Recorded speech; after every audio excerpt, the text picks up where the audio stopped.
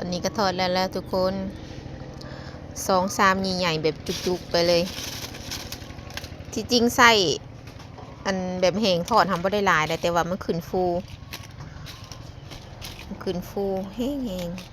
ๆรุ่นนี้กรอบเลยทุกคนกระทอดเลยใหม่ๆฟังเสียงเลยกรอบแห้ง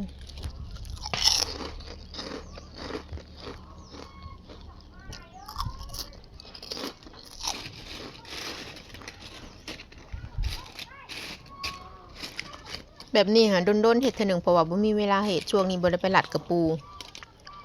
บ่ได้ไปหลัดกระปูเพราะว่ามันเบิดฤดูมันก็เลยมาเห็ดขนมขายอยู่เฮือนบางคนก็อยากได้แ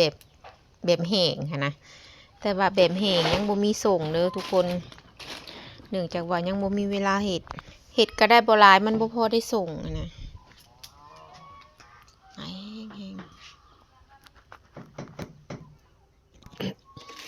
อันนี้เห็ดเองเลยเด้อทุกคนเด้อบ่ได้ซื้อมาทอด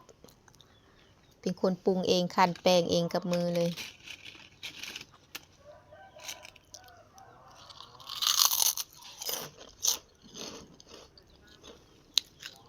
เห็ดข้าวเกรียบนี่ขายดีเพราะว่าลูกค้ามั่ง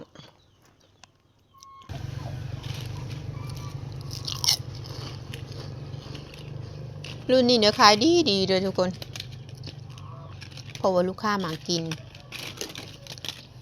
เขามากินกับตำนะใส่แทนเขียบหมูได้เพราะว่ามันมีรสชาตินัวรสชาติออกนัวเข้ม